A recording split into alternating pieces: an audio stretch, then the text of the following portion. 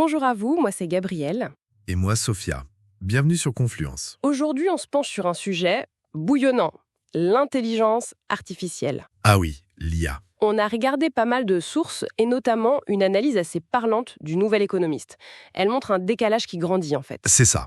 L'excitation qu'on a vue autour de l'IA générative, elle semble retomber un peu comme un soufflet dans pas mal d'entreprises. Effectivement, on est passé de l'enthousiasme débordant à une phase plus compliquée, on va dire. La gueule de bois post-révolution. C'est un peu ça, oui.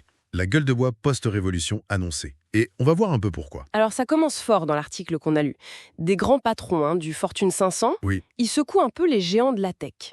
En gros, ils leur disent « on a mis le paquet, on a investi, mais On voit rien venir. voilà, les résultats ne suivent pas. Ça prend beaucoup trop de temps. » C'est assez typique de ce que le cabinet Gartner décrit dans son cycle d'adoption des technologies. Ah oui, le fameux cycle du hype. Exactement.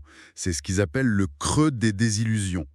L'euphorie du début, elle se fracasse un peu sur les difficultés pratiques, la mise en œuvre réelle. Et il y a des chiffres pour illustrer ça? Ah oui, ils sont assez frappants. Selon S&P Global, 42% des entreprises abandonnent leurs projets pilotes d'IA générative, 42%, Oui. oui. contre seulement 17% l'année dernière, donc l'augmentation, elle est énorme. C'est un sacré coup de frein. On a un exemple concret de ça? Oui, Klarna, le service de paiement différé, tu vois, Oui. eh bien, ils ont admis être allés un peu trop vite, un peu trop loin.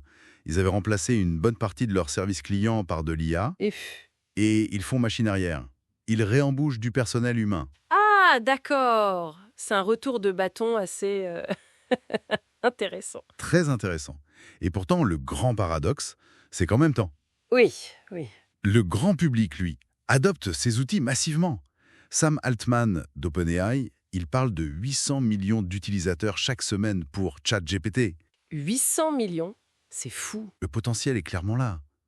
Mais transformer cet usage perso, grand public, en vraie valeur dans l'entreprise, c'est une autre histoire. Les entreprises avancent lentement, donc. Ah, pas de tortue, ouais. Mais alors, qu'est-ce qui coince? Pourquoi cette lenteur? Il y a plusieurs freins assez classiques, mais toujours aussi tenaces, j'ai l'impression.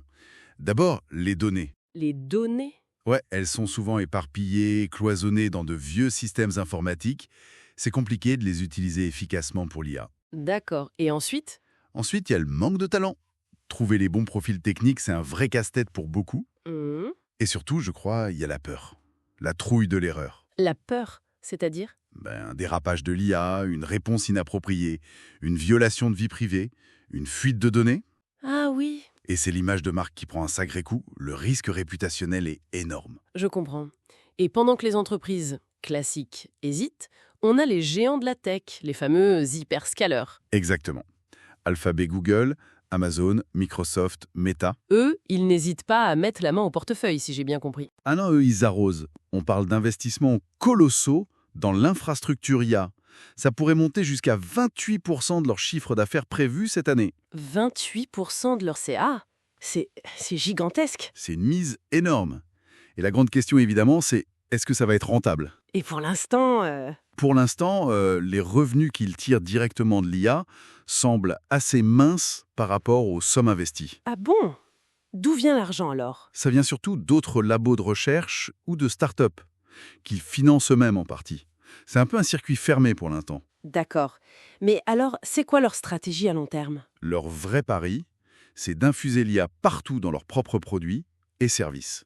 C'est-à-dire? Intégrer l'IA dans la recherche Google, dans la publicité ciblée, dans leurs services cloud, comme AWS ou Azure.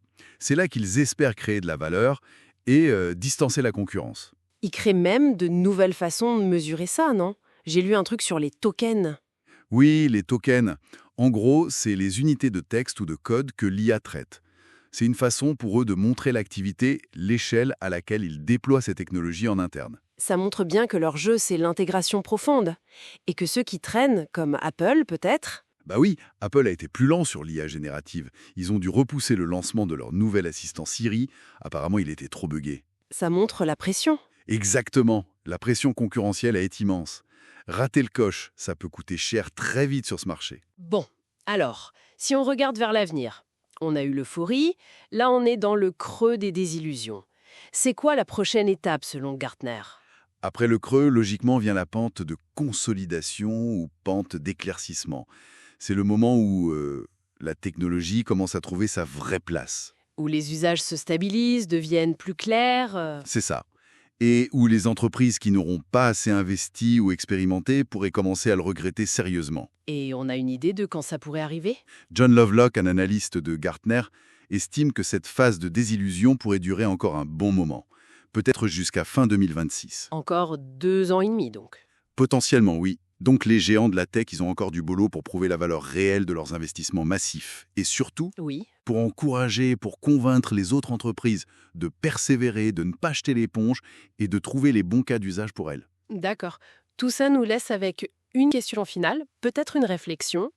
Au-delà de tout ce cycle du hype, de la désillusion, est-ce que l'IA générative, telle qu'on la connaît aujourd'hui, est vraiment l'outil miracle pour les processus complexes et parfois un peu rigides des entreprises? Ou bien, Ou bien est-ce qu'on assiste simplement aux douleurs de croissance normale d'une technologie très prometteuse, mais qui mettra finalement beaucoup plus de temps que prévu à tenir toutes ses promesses opérationnelles sur le terrain? c'est une excellente question, une réflexion à méditer effectivement. Voilà, c'est tout pour cette exploration aujourd'hui sur Confluence. Merci de nous avoir écoutés. Si ça vous a plu, si ça vous a fait réfléchir, n'hésitez pas, un petit j'aime, un abonnement, un commentaire, ça nous aide beaucoup et ça fait toujours plaisir.